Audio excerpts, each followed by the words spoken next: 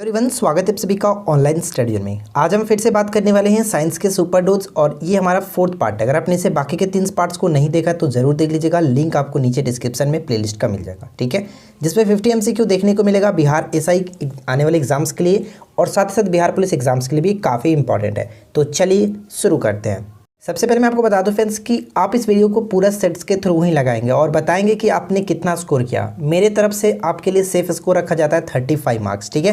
अगर आप 35 marks score कर लेते हैं तो मान के चलिए कि आप अपनी साइंस की तैयारी काफ़ी अच्छे तरीके से कर रहे हैं। तो चलिए शुरू करते हैं और देखते हैं कि आप कट ऑफ को क्लियर कर पाते हैं कि नहीं कर पाते हैं। सबसे पहला क्वेश्चन ये कह रहा है कि यदि एक केशिका के व्यास को दुगना कर दिया जाए तो इसके भीतर पानी का उठाव कितना होगा। केशिका के व्यास को दुगना कर दिया जाए तो इसके भीतर पानी का जो उठाव होगा वो हम कह सकते हैं कि आधा होगा, ठीक है। ध्यान रखिएगा, ऑप्शन हम बी को टिक करेंगे। चलिए सेकंड क्वेश्चन का राइट आंसर बताइए कि पानी के किसी द्रव्यमान को 0 डिग्री सेल्सियस से 10 डिग्री सेल्सियस तक गर्म करने से उसके आयतन में क्या होगा। ध्यान दीजिएगा, 0 डिग्री से 10 डिग्री तक अगर हम सेल्सियस पे गर्म कर रहे हैं तो उसके आयतन में क्या प्रभाव पड़ेगा। तो उसका आयतन क्या होगा कि घटने के बाद वृद्धि होने लगेगा। ऑप्शन हम डी को टिक करेंगे। छोटा सा मैं आपको तरीका समझाता हूँ, आप इसको समझने की कोशिश कीजिएगा। आपको पता है कि 4 डिग्री सेंटीग्रेड पे घनत्व जो होता है वो सबसे अधिक होता है। आपको पता है, अक्सर ये पेपर में क्वेश्चन पूछा जाता है कि पानी का घनत्व सबसे अधिक किस टेम्परेचर पे होता है, तो 4 डिग्री सेल्सियस पे होता है। यानी अगर हम इस तरह से देखें 0 डिग्री से आगे की तरफ अगर हम बढ़ेंगे तो घनत्व हमारा 4 डिग्री सेल्सियस तक तो बढ़ेगा। यानी बढ़ने का मतलब क्या, वो घनत्व बढ़ेगा तो आयतन घटेगा। अब यहाँ से जब घनत्व जो आपके आगे की तरफ हम जाएंगे 10 डिग्री सेल्सियस तक, तो वहाँ पे हमारा घनत्व जो होगा वो घटना स्टार्ट होगा। जब घनत्व घटेगा तो आयतन बढ़ेगा। यानी कहने का मतलब कि स्टार्टिंग से 0 डिग्री से 4 डिग्री तक तो घटेगा और बाद में वृद्धि होने लगेगा। इसलिए यहाँ पे राइट आंसर हम ऑप्शन डी को टिक करेंगे। तो आई होप कि आपको छोटा सा पॉइंट से समझ में आया होगा। क्वेश्चन नंबर 3 देखिए, जब बर्फ के 2 घनों यानी कि क्यूब को एक दूसरे के ऊपर दबाया जाता है तो उसने मिलकर के एक हो जाने का कारण क्या है। आपको पता है कि जब 2 बर्फ़ों को हम एक दूसरे के साथ टुकड़े को चिपकाते हैं तो दबाते हैं तो वो दूसरा एक दूसरे में चिपक जाते हैं। इसका कारण ये होता है कि सहसंयोजक आकर्षण होता है। ऑप्शन डी को टिक करेंगे। नेक्स्ट क्वेश्चन क्या कह रहा है कि ज्ञात सबसे छोटा प्रोकैरियोटिक जो जीव है वो बताइए कौन सा है। सबसे छोटा ज्ञात प्रोकैरियोटिक जीव कौन सा है। माइकोप्लाज्म, ऑप्शन हम बी को टिक करेंगे। क्वेश्चन नंबर 5 कह रहा है कि विटेकर के 5 जगत वर्गीकरण के एक कोशिकीय केंद्रक जीवों को रखा गया है। किस में रखा गया, तो मोनेरा जगत में रखा गया। ऑप्शन ए सही आंसर होगा। चलिए नेक्स्ट क्वेश्चन कि निम्न में से कौन सा कार्बनिक यौगिक है। जहाँ पे एक्सप्लेनेशन की जरूरत होगी हम आपके साथ एक्सप्लेनेशन भी डिस्कस करेंगे, ठीक है। तो इस वीडियो को एंड तक देखते रहिए और देखिए लास्ट तक आपके पास कितना अच्छा कलेक्शन होगा। देखिए कौन सा कार्बनिक यौगिक है आपको बताना है। तो यहाँ पे सही आंसर क्या होगा, क्लोरोफॉर्म। क्लोरोफॉर्म कार्बनिक यौगिक है। अगर हम यहाँ पे देखें CHCl3 यानी इसमें कार्बन है, इस वजह से हम कह सकते हैं कि ये कार्बनिक यौगिक है, ठीक है। जल की बात करें तो H2O होता है, इसमें कार्बन नहीं है। सोडियम क्लोराइड यानी NaCl, ठीक है, NaCl। अब इसी का मतलब कार्बन मत कह देना, ये क्लोरीन Cl, ठीक है। और अमोनियम क्लोराइड की बात करें तो क्या है NH4Cl, ठीक है। ये हमारा अमोनियम क्लोराइड होता है NH4Cl। तो यहाँ पे देख सकते हैं सिर्फ और सिर्फ कार्बन की बात करें तो CH यानी कि कार्बन और हाइड्रोजन और क्लोरीन, इस तरह से, तो क्लोरोफॉर्म करेक्ट आंसर होगा। और यहाँ पे अक्सर एक क्वेश्चन भी पूछा था कि क्लोरोफॉर्म का सूत्र क्या होता है, तो ध्यान रखिएगा CHCl3। और मैं आपके छोटा सा क्वेश्चन भी पूछ लेता हूँ, तो बताइए कि क्लोरोफॉर्म की खोज किसने की थी, ये जल्दी से कमेंट करके बताइएगा। अगला क्वेश्चन, मिश्र धातु इस्पात में क्रोमियम होता है जो जंग के प्रति अवरोधक का कार्य करता है, इसे किस नाम से जाना जाता है। बहुत सिंपल सा क्वेश्चन है। तो इसे हम लोग स्टेनलेस स्टील के नाम से जानते हैं। लेकिन क्वेश्चंस में सबसे ज़्यादा इंपॉर्टेंट ये पॉइंट्स हो सकता है कि जो स्टेनलेस स्टील है वो किनका मिश्र धातु है, ठीक है। ये क्वेश्चंस बन सकते हैं। तो ध्यान रखिएगा, स्टेनलेस स्टील जो होता है क्रोमियम, लोहा और निकल, इन 3 चीज़ों को आप याद रखेंगे। क्रोमियम, लोहा और निकल का मिश्र धातु होता है। नेक्स्ट क्वेश्चन कि निम्नलिखित में से कौन सा कथन सही है। निम्नलिखित में से कौन सा कथन सही है। तो पहला पॉइंट कह रहा है कि एल्केन संतृप्त यौगिक है और इसका सामान्य सूत्र CnH2n+2 होता है, जो कि बिल्कुल सही है। एल्केन का CnH2n+2। इसके उदाहरण प्रोपेन, ब्यूटेन आदि हैं, बिल्कुल सही है। प्रोपेन, ब्यूटेन आदि इसी के अंतर्गत आते हैं। Methane, ethane, propane, butane. तो इस तरह से हम यहाँ पे कह सकते हैं कि दोनों के दोनों सही है। ऑप्शन सी को टिक करेंगे। नेक्स्ट क्वेश्चन है कि निम्न में से कौन कार्बन का क्रिस्टलीय अपरूप नहीं है। निम्न में से कौन कार्बन का क्रिस्टलीय अपरूप नहीं है? तो राइट आंसर यहाँ पे हो जाएगा कोयला। ठीक है, कोयला कार्बन का क्रिस्टलीय अपरूप नहीं है। क्वेश्चन नंबर 10 है कि विटामिन सी के संदर्भ में निम्नलिखित कथनों पर विचार करें और कौन सा कथन सही है आपके ये बताना है। तो बताइए कि विटामिन सी के संदर्भ में हमें देखना है कौन सा कथन सही है। तो चलिए हम एक एक करके देखने की कोशिश करते हैं। फर्स्ट पॉइंट क्या कह रहा है कि इसका रासायनिक नाम स्कर्बिक अम्ल, ठीक है, और इसका सबसे उत्तम स्रोत जो है वो आंवला होता है। तो ये दोनों के दोनों पॉइंट्स बिल्कुल सही है। ऑप्शन पॉइंट्स 1 जो है बिल्कुल करेक्ट है।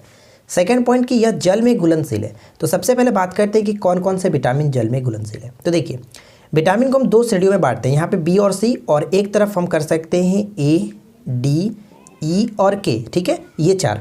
तो यानी कि जो बी और सी होते हैं विटामिन, बी कॉम्प्लेक्स में पूरा ले लीजिए, और सी हमारा विटामिन बी और सी जल में घुलनशील होता है, जबकि ए, डी, ई और के ये जो 4 विटामिन आप देख रहे हैं ये कह सकते हैं कि वसा में घुलनशील होता है। ये ध्यान रखिएगा, ये वसा में घुलनशील होता है, जबकि ये जल में घुलनशील होता है।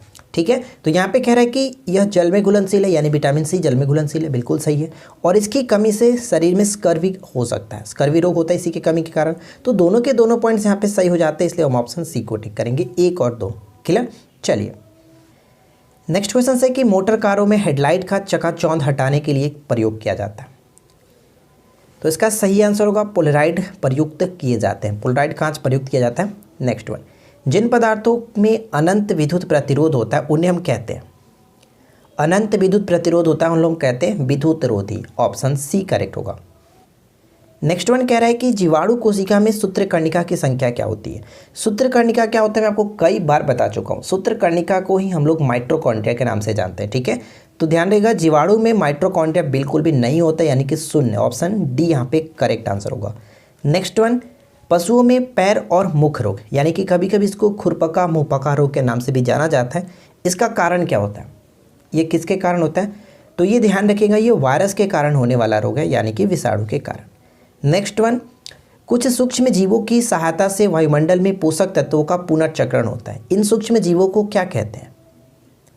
इन सूक्ष्म जीवों को हम लोग किसको क्या नाम दिया जाता है? अपघटक। ठीक है, अपघटक के अंतर कवक, जो जीवाणु, ये सभी के सभी आते हैं। ऑप्शन हम सी को टिक करेंगे। नेक्स्ट क्वेश्चन क्या कह रहा है कि श्वेत फ्यूफुस रोग पाया जाता है। ध्यान रखिएगा, श्वेत फ्यूफुस रोग को हम लोग एक और नाम से जानते हैं एस्बेस्टोसिस। ठीक है, एस्बेस्टोसिस अक्सर पूछा जाता है, एस्बेस्टोसिस ही तो वो होता है सीमेंट उद्योग में कर्मचारियों में। ऑप्शन हम बी को टिक करेंगे। तो आप यहाँ पे पढ़ भी सकते हैं कि श्वेत फ्यूफुस जो रोग होता है या फिर एस्बेस्टोसिस जो होता है सीमेंट उद्योग से संबंधित कर्मचारियों में होता है। और मैं आपको बता दूं एस्बेस्टोसिस जो होता है वो एस्बेस्टस की जो मात्रा होती है वो अंदर चले जाने पे श्वास का प्रॉब्लम होता है, सांस लेने में दिक्कत होती है। अगला प्रश्न क्या है कि मरकरी के विषाक्तान से कौन सा रोग होता है?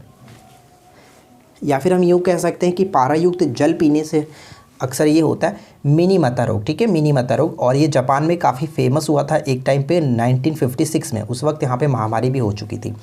नेक्स्ट क्वेश्चन की निम्नलिखित में से कौन सा कृमि फीता कृमि होता है?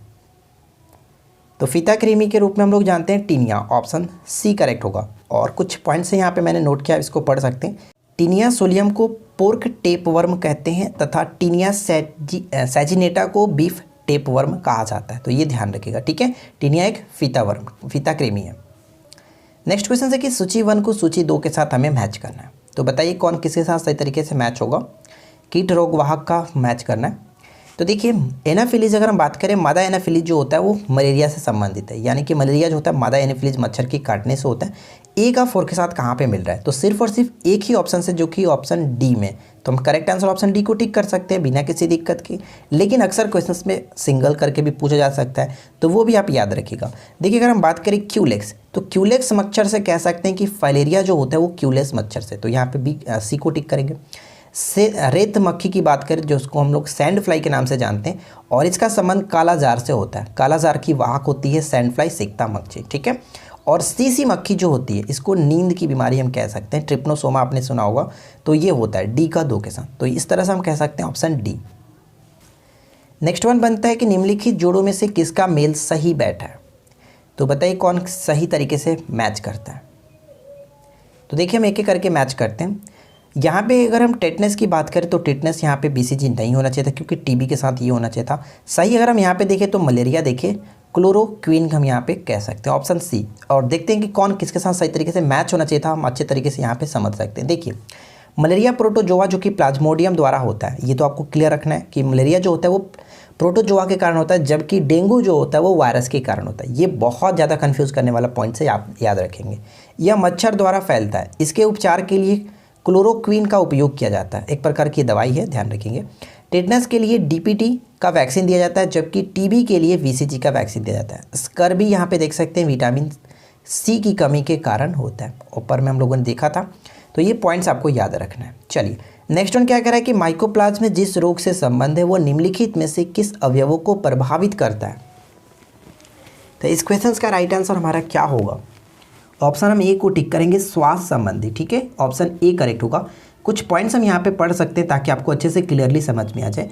देखिए माइकोप्लाज्म को PPLO के नाम से भी जाना जाता है और इसका फुल फॉर्म क्या है तो पढ़ सकते हैं फ्लूरो न्यूमोनिया लाइक ऑर्गेनिज्म नाम दिया गया। इससे मनुष्यों तथा जानवरों में न्यूमोनिया यानी कि श्वास संबंधी बीमारी हो जाती है जिससे श्वसन तंत्र प्रभावित होता है। तो ये ध्यान रखेंगे। ठीक है, नेक्स्ट पॉइंट कह रहा है कि एंटीबायोटिक क्या होता है। बताइए कि एंटीबायोटिक जो होता है वो क्या होता है। तो एंटीबायोटिक हम कह सकते हैं कि किसी सूक्ष्म जीव द्वारा संश्लेषित रसायन जो अन्य सूक्ष्म जीवों की रक्षा करता है, अन्य सूक्ष्म जीवों से रक्षा करता है, उसको कहते हैं एंटीबायोटिक। ठीक है, पहला एंटीबायोटिक कौन सा बनाया गया था, क्या किसी को पता है? कमेंट करके बता सकते हैं पहला एंटीबायोटिक कौन सा था। चलिए नेक्स्ट क्वेश्चन कि पूर्ववर्ती संयुक्त सोवियत रूस की चेरनोबिल नाभिकीय ऊर्जा केंद्र में वह दुर्घटना कब हुई थी जिससे वहाँ वायुमंडल में रेडियो न्यूक्लियोइड पैदा हो गए थे। ये काफ़ी फेमस है, पूछा जा सकता है कि चेरनोबिल नाभिकीय ऊर्जा जो केंद्र था वो किस देश में ये घटना घटी थी। तो ये रूस में हुई थी, पूर्व सोवियत संघ में। ठीक है, और ये घटना कब घटी थी कह सकते हैं 1986। ऑप्शन डी को टिक करेंगे। नेक्स्ट क्वेश्चन की प्रकाश की किरण को पूर्ण आंतरिक परावर्तन के लिए किससे गुजरना पड़ता है। तो ध्यान रहेगा पूर्ण आंतरिक परावर्तन की घटना तभी संभव हो सकती है जब प्रकाश सघन माध्यम से विरल माध्यम में प्रवेश करेगा। और सघन माध्यम और विरल माध्यम को मैंने आपको अच्छे तरीके से बता रखा है क्या होता है।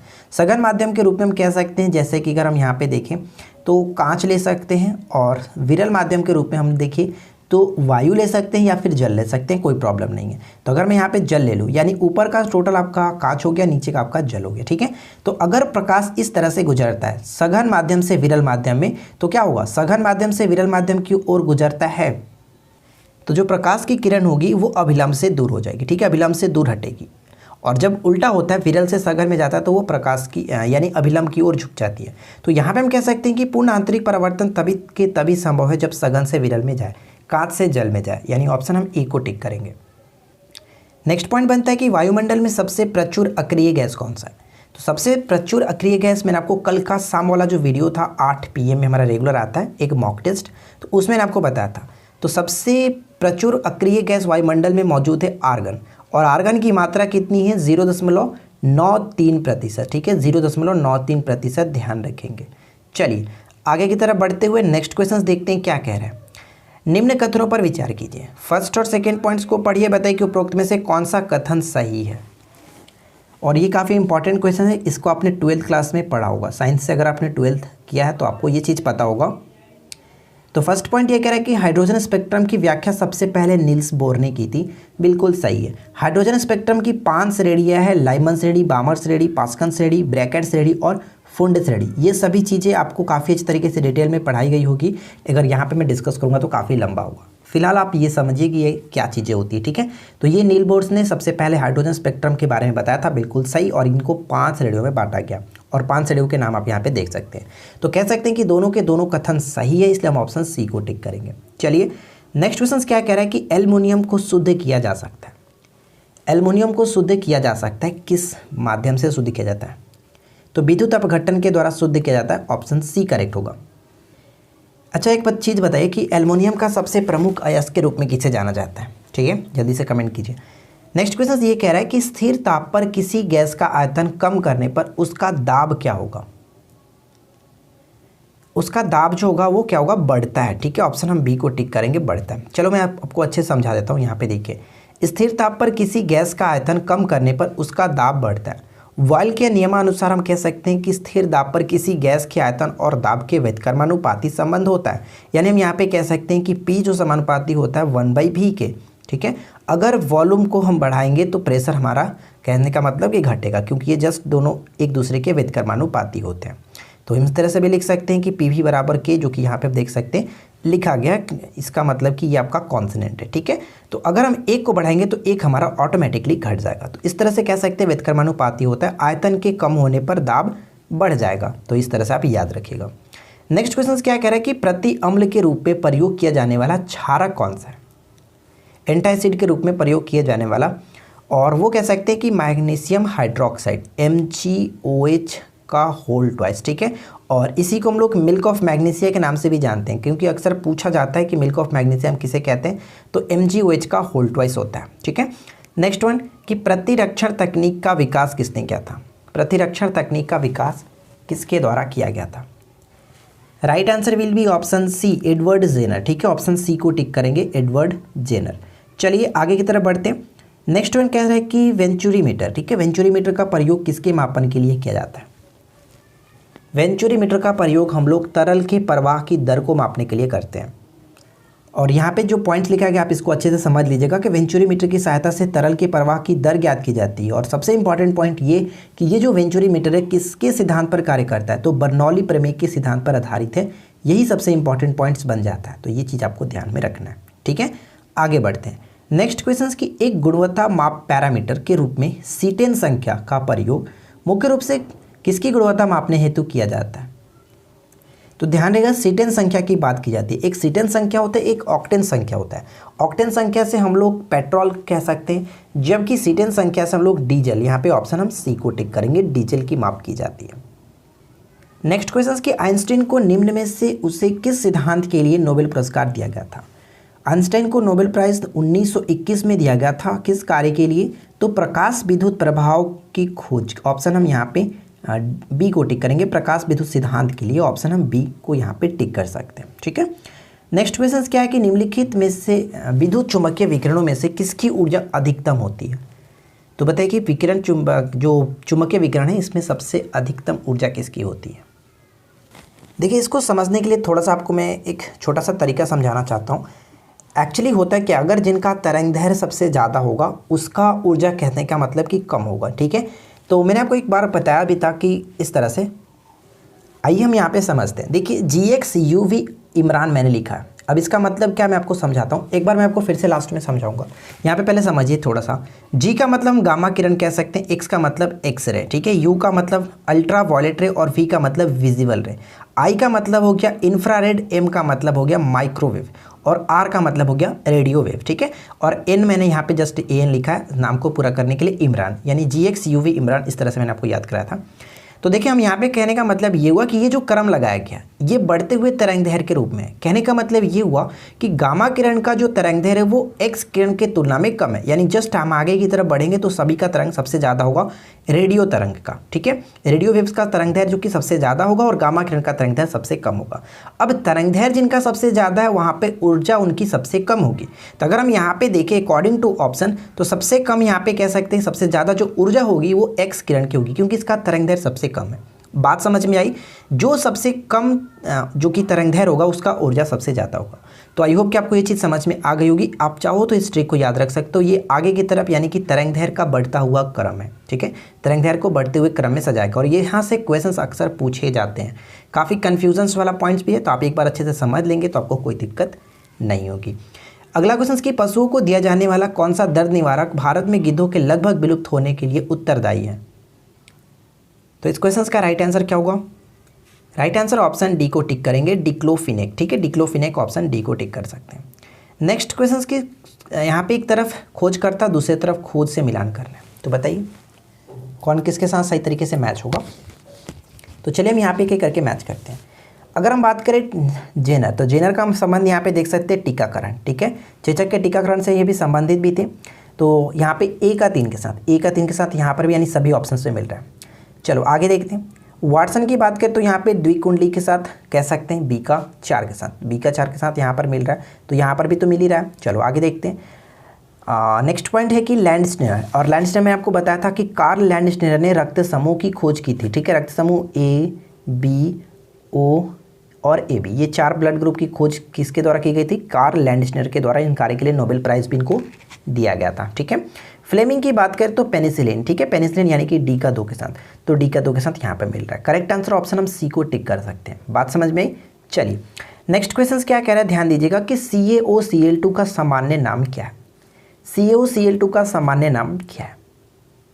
तो इसको हम कहते हैं ब्लीचिंग पाउडर, ठीक है, ब्लीचिंग पाउडर को ही CaOCl2 के नाम से जाना जाता है। उच्चतम आयनन ऊर्जा वाला बताइए कि कौन सा तत्व कौन सा है? उच्चतम आयनन ऊर्जा वाला तत्व कौन सा है? तो यहाँ पे हम ऑप्शन बी को टिक करेंगे, हीलियम, ठीक है, helium option B correct answer होगा। हम यहाँ पे पढ़ भी सकते हैं कि समृद्ध कोष इलेक्ट्रॉनिक विन्यास के कारण उत्कृष्ट गैसों के आयनन विभव बहुत ऊंचे होते हैं। दिए गए विकल्प में अगर हम देखें तो हीलियम जो कि आयनन ऊर्जा में सबसे अधिक होगा क्योंकि ये उत्कृष्ट गैसों की श्रेणी में आता है। क्लियर? अगला क्वेश्चन, वस्तु का संवेग किन कारकों पर निर्भर करता है? वस्तु का संवेग जो है वो किन कारकों पर निर्भर करता है? मोमेंटम कह सकते हैं संवेग को इंग्लिश में। तो आपको पता है कि P बराबर क्या होता है, mv। अधिकतर तो फॉर्मूले से ही चीज़ें निकल जाती है। देखिए P बराबर क्या होता है, मास गुने वेलोसिटी। तो हम यहाँ पे कह सकते हैं कि वस्तु के द्रव्यमान पर निर्भर करता है, साथ ही साथ वस्तु की गति पर निर्भर करता है। आयतन पे तो कोई निर्भर नहीं करता। V का मतलब ये मत समझ जाना कि ये आपका जो कि वॉल्यूम है, ठीक है, वॉल्यूम नहीं है। आयतन का मतलब यहाँ पे होता है mv का मतलब मास गुने वेलोसिटी। तो यहाँ पे P बराबर mv, तो कह सकते हैं कि 1 और 2 पर निर्भर करती है। ऑप्शन बी को टिक करेंगे, ठीक है। चलिए फ्रेंड्स, अगर आपको वीडियो अच्छी लग रही है तो प्लीज़ वीडियो को लाइक ज़रूर कर दिया करें। फ्रेंड्स, आप लोग लाइक नहीं करते हो। अगला प्रश्न कि एक परमाणु के अंदर एक इलेक्ट्रॉन की संपूर्ण ऊर्जा कितनी होती है? एक परमाणु के अंदर एक इलेक्ट्रॉन की संपूर्ण ऊर्जा, इलेक्ट्रॉन तो ऑलरेडी निगेटिव चार्ज होता है, तो शून्य से कम का मतलब क्या हुआ, निगेटिव चार्ज, यानी ऑप्शन डी को टिक करेंगे। अगला प्रश्न कि मिट्टी के अपमार्जक कौन होते हैं? मिट्टी के अपमार्जक के रूप में हम लोग किसे जानते हैं? जीवाणु को, ठीक है, मिट्टी के अपमार्जक के रूप में जीवाणु को जाना जाता है। अगला प्रश्न, मानव शरीर में निम्नलिखित हार्मोनों में से कौन सा रक्त कैल्शियम और फॉस्फेट को विनियमित करता है? कैल्शियम और फॉस्फेट को विनियमित करता है। पराउटू हार्मोन कह सकते हैं, यानी कि parathyroid hormone. Option C correct होगा। काफ़ी इंपॉर्टेंट क्वेश्चन है। नेक्स्ट क्वेश्चन की किण्वन का अंतिम उत्पाद जब शर्करा कच्चे माल के रूप में प्रयुक्त होती है? किण्वन का अंतिम उत्पाद क्या है जब शर्करा कच्चे माल के रूप में प्रयुक्त होता है? तो एल्कोहल और CO2, carbon dioxide. Next question की निम्न में से किस ऊतक में कठोर कोशिका भित्ति पाई जाती है? कठोर कोशिका भित्ति पाई जाती है किसमें? तो स्क्लेरन काइमा को टिक करेंगे, स्क्लेरन काइमा, ऑप्शन हम यहाँ पे बी को टिक करेंगे, ठीक है। नेक्स्ट क्वेश्चन की हरित गृह प्रभाव क्या है? हरित गृह प्रभाव क्या है? ग्रीन हाउस इफेक्ट क्या है? तो वैश्विक तापमान में वृद्धि को कहा जाता है ग्रीन प्रभाव, ठीक है, हरित गृह प्रभाव। ऑप्शन ए करेक्ट होगा, जिसमें सबसे मुख्य जिम्मेदार होता है कार्बन डाइऑक्साइड। मनुष्य के पैराथॉर्मोन की कमी से कौन सा रोग हो जाता है? पैराथॉर्मोन की कमी से कौन सा रोग हो जाता है? तो right answer will be option B, hypocalcaemia, ठीक है, हाइपोकैल्सीमिया, ऑप्शन बी को टिक करेंगे। नेक्स्ट वन कह रहा है कि जीन अवस्थित होते हैं, जीन अवस्थित होते हैं, तो ध्यान रखिएगा जीन अवस्थित होते हैं गुणसूत्रों में। ऑप्शन हम ए को टिक करेंगे, गुणसूत्रों में। देखिए फ्रेंड्स, एक छोटा सा पॉइंट मैं आपको बता दूं कि ये हमारा 4th सेट है, यानी हर सेट में मैंने 50 क्वेश्चंस दिया था, तो कुल मिलाकर के कितना हो गया, 200 क्वेश्चंस का PDF मैं आपको प्रोवाइड कराऊंगा बिल्कुल फ्री में, ठीक है। तो इस वीडियो को कंप्लीट कीजिए, उसके बाद मैं आप आज शाम तक कोशिश करूँगा कि इसका PDF अपने वेबसाइट पर अपलोड कर दूँ, जहाँ से आप लोग आसानी से डाउनलोड कर सको, ठीक है। तो चलिए नेक्स्ट क्वेश्चन क्या है, अनुवांशिक रोग है, बताइए कि इनमें से कौन कौन सा जो है अनुवांशिक रोग है। काफ़ी अच्छी तरीके से मैं आपको बताऊंगा, इनके बारे में एक्सप्लेनेशन के साथ आपको समझ में आ जाएगा कि कौन सी रोग क्या होती है, ठीक है। तो यहाँ पे देखिए करेक्ट आंसर अगर हम बात करें तो जो भी ऑप्शंस में दिए गए हैं, यानी कि फिनाइल कीटोन्यूरिया कह सकते हैं, थैलेसीमिया, एल्बिनिज्म और हीमोफीलिया, ये चारों के चारों जो कि अनुवांशिक रोग है, जेनेटिक्स रोग है। तो राइट आंसर यहाँ पे ऑप्शन डी को टिक करेंगे।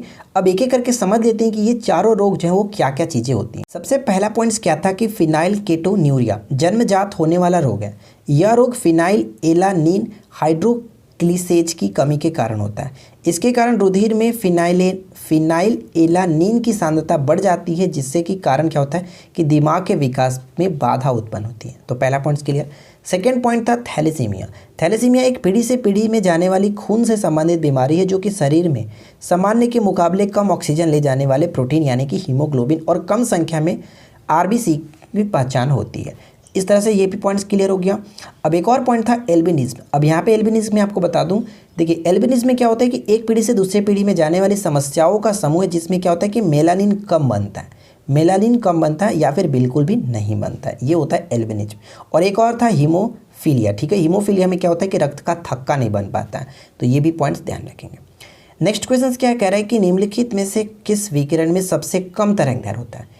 तो देखिए मैंने आपको ऊपर में बताया था प्रोसेस, आई होप कि आपको चीज़ समझ में आ गया होगा, वो ट्रिक था और वो ट्रिक मैं आपको फिर से समझाने वाला हूँ। मैंने आपको क्या बताया था कि तरंगदैर्घ्य सबसे कम है, तो विद्युत चुंबकीय तरंगदैर्घ्यों की संख्या 7 थी और उसमें से हम यहाँ पे देखें तो सिर्फ और सिर्फ एक ही ऑप्शन मिल रहा है, एक्स किरणें, यानी कि राइट आंसर क्या होगा, ऑप्शन ए।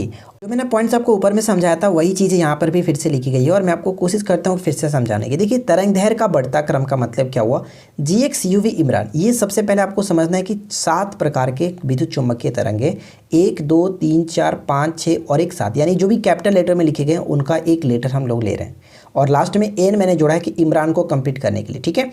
इसके बारे में अलग से एक ट्रिक भी बनाया था, चाहो तो आप हमारे वीडियो को देख सकते हैं, उसमें काफ़ी अच्छी तरीके से समझा भी था। देखिए हम यहाँ पे GX UV इमरान का मतलब समझ लेते हैं। G का मतलब गामा किरण, X का मतलब एक्स किरण, U का मतलब हो गया अल्ट्रा वायलेट रे यानी कि परावैंगनी किरण, V का मतलब हो गया दृश्य प्रकाश यानी कि विजिबल रे, ठीक है। I का मतलब हो गया इंफ्रारेड अवरक्त किरण, M का मतलब हो गया माइक्रोवेव यानी कि सूक्ष्म तरंगे, ठीक है, और R का मतलब हो जाता है रेडियो तरंगे। तो आई होप कि अब तक समझ में आ गई होगी आपको कि तरंगदैर्घ्य का बढ़ता क्रम ये होगा और तरंगदैर्घ्य जिसका ज़्यादा होगा उसकी ऊर्जा सबसे कम होगी, यानी कि जिसका तरंगदैर्घ्य सबसे कम होगा उसका ऊर्जा सबसे ज़्यादा होगा। तो ये बात आपको ध्यान में रखना है। नेक्स्ट क्वेश्चन कह रहा है कि अल्फा बीटा गामा की वेदन शक्तियाँ अपने अवरोही क्रम में बताइए कि क्या होगा। अवरोही क्रम का मतलब क्या हुआ, डिसेंडिंग ऑर्डर, सबसे अधिक जिसका वेदन क्षमता होगा उसको हम लोग सबसे पहले रखेंगे। तो मैं आपको बता दूं कि आयनन क्षमता के मुकाबले में अल्फा किरण सबसे ज़्यादा है, ठीक है, अल्फा किरण आयनन क्षमता में अधिक होता है, लेकिन वेदन क्षमता की बात करें तो गामा किरण सबसे ज़्यादा होती है गामा किरण की, यानी राइट आंसर यहाँ पे हम ऑप्शन बी को टिक कर सकते हैं, वाई नहीं, गामा किरण, बीटा किरण और अल्फा किरण, यानी ऑप्शन बी को टिक करेंगे। तो फ्रेंड्स देखिए यहाँ पे 50 क्वेश्चंस मैंने आपको कंप्लीट कराया। आई होप कि आपको ये वीडियो अच्छी लगी होगी। वीडियो हेल्पफुल लगी हो तो वीडियो को लाइक कर दीजिए, अपने दोस्तों के साथ शेयर कर दीजिए और जो भी प्रॉब्लम हो आप नीचे कमेंट्स करके बता सकते हैं। और इसका PDF मैं 200 क्वेश्चन के साथ इसका PDF जो कि प्रोवाइड कराने की कोशिश करूँगा, तो थोड़ा सा वेट कर लीजिएगा। इसके बारे में इन्फॉर्मेशन आपको टेलीग्राम ग्रुप पर दे दी जाएगी। तो टेलीग्राम ग्रुप अगर आपने ज्वाइन नहीं कर रखा है तो इस वीडियो के नीचे डिस्क्रिप्शन में लिंक मिल जाएगा, वहाँ से जाकर के ज्वाइन हो सकते हैं। क्यूज का राइट आंसर नीचे कमेंट्स करके बताने की कोशिश कीजिएगा। वीडियो अच्छी लगी तो अपने दोस्तों के साथ जरूर शेयर कर दें। हम मिलते हैं किसी और वीडियो में नेक्स्ट टॉपिक के साथ। Thanks for watching, keep learning, have a good day.